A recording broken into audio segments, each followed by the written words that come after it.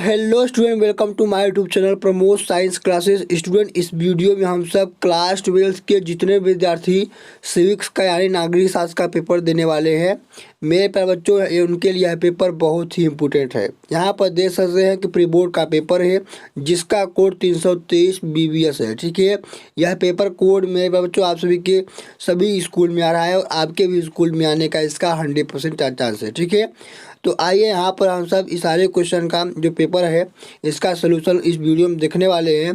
तो मेरे प्यारे बच्चों, वीडियो को थोड़ा भी स्किप ना कीजिएगा, चैनल पर नया है चैनल को सब्सक्राइब जरूर कर लीजिएगा। ठीक है, तो आइए हम पूरे पेपर का सलूशन करते हैं। यहाँ पर देख सकते हैं सबसे पहले आप सभी का जो MCQ क्वेश्चन यहाँ पर स्टार्ट होता है। यहाँ पर पहला क्वेश्चन कह रहा है कि निम्नलिखित में से कौन बाल्टिक गणराज्य में शामिल नहीं था। ऑप्शन है जॉर्जिया, एस्टोनिया, लेटोविया और लिथुआनिया। ठीक है, तो इसका जो राइट आंसर है मेरे बच्चों, ये जो जॉर्जिया है ये क्या था कि बाल्टिक गणराज्य में शामिल नहीं था। ठीक है, तो यहाँ पर ऑप्शन नंबर और क्या है, यहाँ पर राइट आंसर है। ठीक है, अगला यहाँ पर दूसरा वाला क्वेश्चन है, कराए की यूरोपीय संघ के झंडे में कुल कितने सितारे थे। तो यहाँ पर मेरे प्यारे बच्चों 12 सितारे थे। किसमें कितने थे? 12 सितारे थे। यूरोपीय संघ के झंडे में 12 सितारे थे। इसका जो राइट आंसर है ऑप्शन नंबर 100 यहाँ पर क्या है, राइट आंसर है। ठीक है, अगला यहाँ पर क्वेश्चन है, कर रहा है कि निम्नलिखित में से कौन सा देश दक्षिण एशिया में शामिल नहीं है। ऑप्शन है श्रीलंका है, बांग्लादेश है, पाकिस्तान है, अफगानिस्तान है।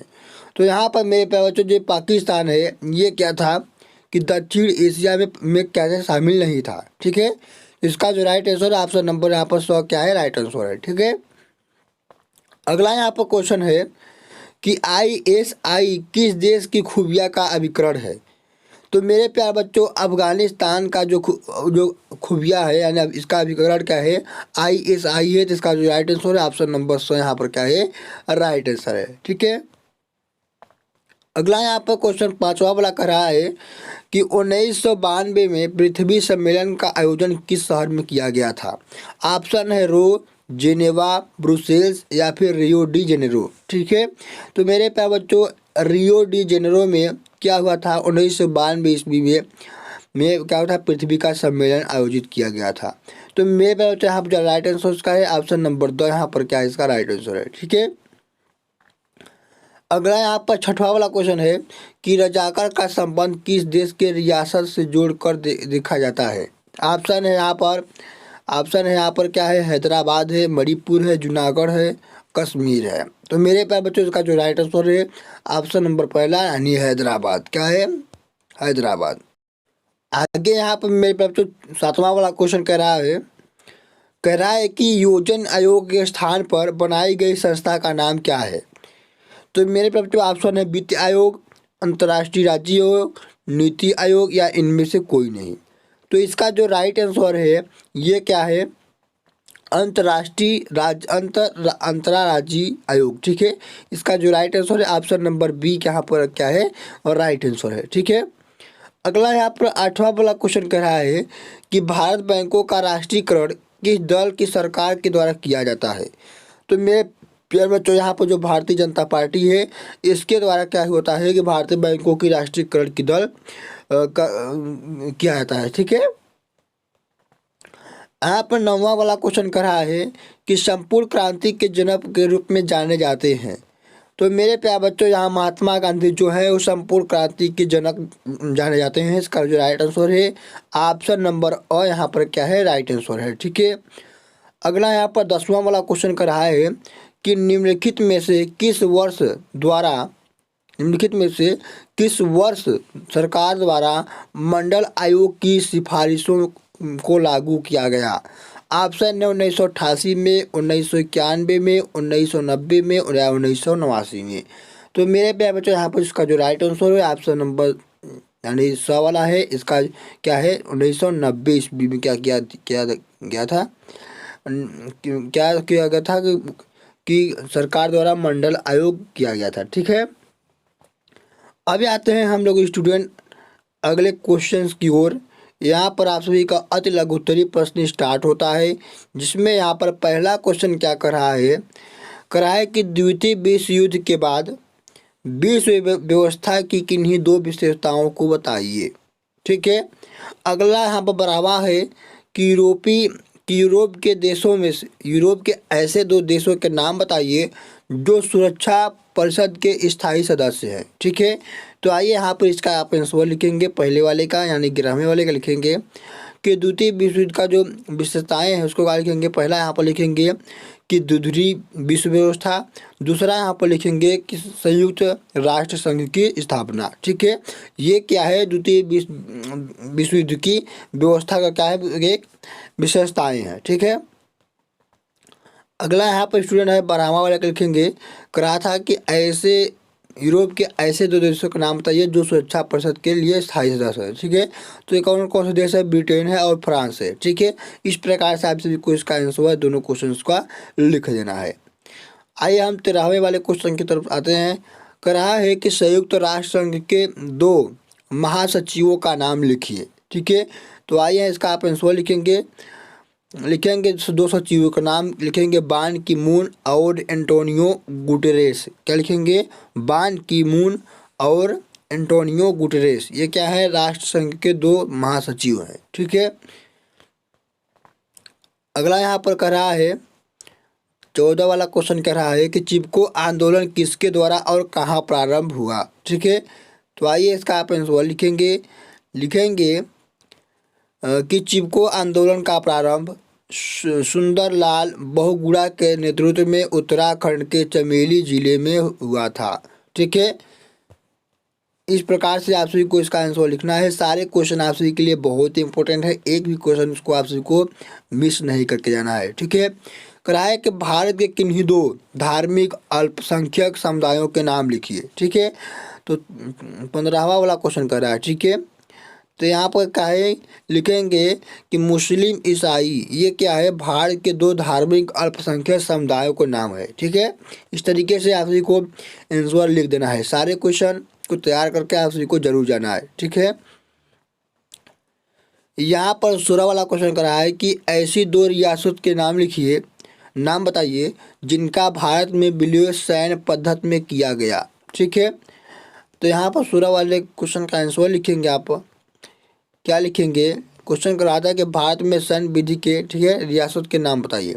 तो लिखेंगे पहला हैदराबाद और जूनागढ़। क्या है, हैदराबाद है और क्या है यहाँ पर जूनागढ़ है। ठीक है। अब यहाँ पर 17 वाले का लिखेंगे, क्वेश्चन कर रहा है कि यहाँ पर भारत में नियोजन के किन्हीं दो उद्देश्यों का उल्लेख कीजिए। ठीक है। तो यहाँ पर आप इसका आंसर लिखेंगे कि आर्थिक विकास को बढ़ावा देना और गरीबी और बेरोजगारी को कम करना। ये क्या है, भारत में नियोजन का क्या दो उद्देश्य है। ठीक है। अगला यहाँ पर क्वेश्चन करा है प्यारे बच्चों, कह रहा है यहाँ पर कि मंडल आयोग की किन्हीं दो सिफारिशों का उल्लेख कीजिए। 18 वाला क्वेश्चन कर रहा है कि मंडल आयोग के किसी दो सिफारिशों का उल्लेख कीजिए। ठीक है। तो आइए यहाँ पर इसका हम लोग आंसर देखते हैं। देखेंगे पहला क्या है कि पिछड़े वर्षों को 27% आरक्षण। ठीक है। दूसरा है कि सामाजिक और शैक्षणिक पिछड़ेपन की पहचान करना। ये क्या है कि मंडल आयोग की क्या है, दो सिफारिशों का उल्लेख है। ठीक है। इस तरीके से आप सभी को आंसर लिख देना है। अगला 19 वाला क्वेश्चन कह रहा है, यहाँ पर कह रहा है कि भारत एवं चीन अंतर्राष्ट्रीय सीमा पर स्थित किन्हीं दो राज्यों के नाम बताइए। ठीक है। तो आइए इसका आप आंसर लिखेंगे। दो राज्य कौन कौन से, तो पहला यहाँ पर अरुणाचल प्रदेश है और दूसरा यहाँ पर क्या है, सिक्किम है। ठीक है। 19 वाले का क्वेश्चन का आंसर है यहाँ पर। ठीक है। अगला यहाँ पर कर रहा है 20 वाले क्वेश्चन कर रहा है कि उत्तर प्रदेश के किन्हीं दो क्षेत्रीय राजनीतिक दलों के नाम लिखिए। ठीक है। तो यहाँ पर आइए इसका आंसर लिखेंगे। आज इस तरीके से क्या लिखेंगे, राजनीतिक दल कौन कौन से, तो समाजवादी पार्टी है और बहुजन समाजवादी पार्टी है। तो इस तरीके से आप सभी को क्या करना है, सारे क्वेश्चन को तैयार करके जाना है। मेरे प्यारे बच्चों, इसका जो PDF है वो हमारे टेलीग्राम चैनल पर है। ठीक है। जाके वहाँ से आप सब इसका क्या करेंगे, PDF डाउनलोड कर लीजिए, टेलीग्राम चैनल का लिंक हमारे इसी वीडियो के डिस्क्रिप्शन बॉक्स में दिया गया है। ठीक है, अब आते हैं हम लोग 21वें क्वेश्चन की ओर, जो कि लघु उत्तरीय यहाँ पर फर्स्ट है, जो कि पूरे 5 नंबर का सभी को दिया जाएगा। ठीक है, कह रहा है मेरे पास यहाँ पर कि सचेस की स्थापना कब हुई थी, इसके उद्देश्यों का वर्णन कीजिए। 22वां क्वेश्चन कर रहा है कि विश्व की साझी विरासत का स्रोत क्या है। 23वां वाला क्वेश्चन कर रहा है कि यूरोपीय संघ के लक्ष्यों का एवं उद्देश्यों का उल्लेख कीजिए। 24 वाला क्वेश्चन कर रहा है कि नवीन अंतर्राष्ट्रीय आर्थिक व्यवस्था के प्रमुख लक्षणों का विवेचना कीजिए। तो आइए हम सभी का आंसर देखते हैं। यहाँ पर क्या लिखेंगे, यहाँ पर 21 वाला क्वेश्चन क्या था कि सचेस की स्थापना कब हुई और इसके उद्देश्य का वर्णन कीजिए। तो इसकी स्थापना स्टूडेंट 8 दिसंबर 1985 ईस्वी को हुई थी। इसका उद्देश्य था कि दक्षिण एशियाई देशों में सहयोग बढ़ाना और आर्थिक, सामाजिक और सांस्कृतिक में विकास करना। ठीक है, ये क्या था, इसका उद्देश्य था। 22वां यहाँ पर क्वेश्चन कर रहा है, क्वेश्चन कहता है कि विश्व की साझा विरासत का स्रोत क्या है। लिखेंगे कि वे संसाधन जो पूरी मानवता के लिए समान रूप से उपयोगी हो और किसी एक देश की निजी संपत्ति न हो, जैसे समुद्र, वायुमंडल और अंटार्कटिका। ठीक है, इसे क्या कहते हैं, विश्व की साझा विरासत स्रोत है। ठीक है, यहाँ पर 23 वाला क्वेश्चन कर रहा है कि यूरोपीय संघ के लक्ष्य एवं उद्देश्यों का उल्लेख कीजिए। तो यहाँ पर इसका लक्ष्य लिखेंगे कि यूरोपीय संघ कि यूरोप में आर्थिक और राजनीतिक की एकता, शांति और स्थिरता बनाए रखना। ठीक है, और यहाँ पर अगला क्या है कि मुक्त व्यापार और साझा मुद्दा प्रणाली, ये सब क्या है, इसके उद्देश्य है। ठीक है, अगला यहाँ पर क्वेश्चन लिखेंगे करा है कि नवीन अंतर्राष्ट्रीय आर्थिक व्यवस्था के प्रमुख लक्षणों की विवेचना कीजिए। तो यहाँ पर प्रमुख लक्षण लिखेंगे कि विकासशील देशों को आर्थिक न्याय और अंतर्राष्ट्रीय व्यापार में समानता, ये सब क्या है, इसके प्रमुख लक्षण हैं। अब यहाँ पर देखिए 25 वाला क्वेश्चन क्या कर रहा है कि स्वतंत्रता के बाद भारत पहले के सामने आने वाली किन्हीं 2 चुनौतियों का उल्लेख कीजिए। ठीक है, तो आइए इसका हम आंसर देखते हैं। लिखेंगे यहाँ पर कौन कौन सी चुनौती थी। तो लिखेंगे कि स्वतंत्रता के बाद भारत में अनेक चुनौतियाँ थीं, जिसमें 2 इस प्रकार थीं। पहला यहाँ पर क्या था, पहला यहाँ पर था कि राष्ट्र की एकीकरण। राष्ट्र की एकीकरण क्या था कि देश की रियासत का भारत में विलय करना एक बड़ी चुनौती थी। ठीक है, दूसरा था कि आर्थिक पिछड़ापन यानी गरीबी, बेरोजगारी, अशिक्षित और औद्योगिक विकास अभाव था। ठीक है, ये क्या था मेरे बच्चों, अनेक क्या थे, एक चुनौतियाँ थी। ठीक है, अगला यहाँ पर 26 वाला क्वेश्चन देखेंगे क्या करा है कि भारत में क्षेत्रीय राजनीतिक दलों के उदय के प्रमुख कारणों का परीक्षण कीजिए। ठीक है, तो इसका आंसर लिखेंगे यहाँ पर क्या लिखेंगे, करा है कि भारत में क्षेत्रीय विकास दलों के मुख्य कारण क्या है। तो यहाँ पर लिखेंगे आप कौन कौन से कारण। पहला कारण है कि भाषा एवं संस्कृति में विविधता। दूसरा है कि क्षेत्रीय असमानताएं और उपेक्षा की भावना। यहाँ पर अगला है कि केंद्र सरकार के प्रति असंतोष, राज्यों को अधिक स्वायत्त की मांग और स्थायी नेतृत्व का उभरना, ये सब क्या है, इसके कारण है। ठीक है, अगला यहाँ पर क्वेश्चन है 27 वाला यहाँ पर क्वेश्चन कर रहा है कि सैन्य गठबंधन के उद्देश्यों का उल्लेख कीजिए। ठीक है, जो कि मेरे पास जो पूरे 6 नंबर का यहाँ पर क्वेश्चन दिया गया है। तो 27 वाला क्वेश्चन आइए हम इसे हल करते हैं। तो सैन्य गठबंधनों के उद्देश्यों का उल्लेख कीजिए। तो यहाँ पर लिखेंगे उद्देश्य कि बाहरी आक्रमण से सुरक्षा है, सामूहिक रक्षा व्यवस्था है, शक्ति संतुलन बनाए रखना, राजनीतिक और सामाजिक सहयोग मिलना। ठीक है, ये सैन्य गठबंधनों को का है, उद्देश्य है। ठीक है, यहाँ पर आप 28 वाला क्वेश्चन का आंसर देखेंगे। क्वेश्चन क्या करा है कि एक सकल लोकतंत्र के लिए द्वितीय दलीय व्यवस्था की आवश्यकता का उदाहरण दोबारा समझाइए। ठीक है, तो इसका आप आंसर लिखेंगे यहाँ पर क्या लिखेंगे, 29 वाले का लिखेंगे कि द्विदलीय व्यवस्था लोकतंत्र को मजबूत बनाती है, क्योंकि सरकार और विपक्ष स्पष्ट होते हैं, राजनीतिक स्थिति बनी रहती है, जवाबदेही सुनिश्चित होती है। उदाहरण लिखेंगे इसका आप कि अमेरिका और ब्रिटेन में द्विदलीय व्यवस्था सफल रही है। ठीक है, इस तरीके से आपसे कुछ का आंसर देना है। अगला यहाँ पर 29 वाला क्वेश्चन क्या कर रहा है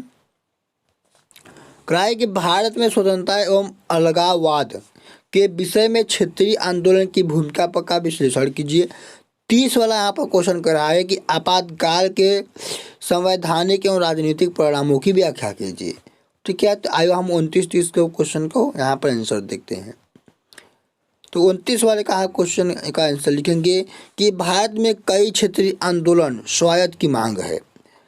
कुछ आंदोलन लोकतांत्रिक तरीके से हुए, जैसे कुछ अलगाववादी बनाए गए, जैसे कश्मीर उत्तर पूर्व में। इन आंदोलनों में केंद्र राज्य संबोधों को प्रभावित करता है। 30 वाले क्वेश्चन का आंसर लिखेंगे यहाँ पर। तो आपातकाल के जो परिणाम है वो क्या है? मौलिक अधिकार निलंबित हुए, प्रेस की स्वतंत्रता समाप्त हुई, केंद्र की शक्ति बढ़ गई और लोकतंत्र क्या है? कमजोर हो गया। ये क्या है? इसके परिणाम है। ठीक है, अगला आप यहाँ पर 31 वाला क्वेश्चन क्या कर रहा है? भारत का अपने पड़ोसी देश के साथ संबंध अधिकतर मिला जुला रहा है। इस कथन के आधार पर संघर्ष एवं सहयोग के बिंदुओं का व्याख्या कीजिए।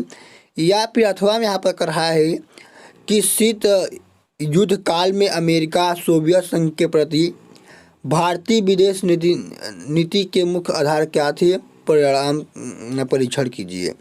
तो आइए हम 31 वाले क्वेश्चन के आंसर देखते हैं यहाँ पर।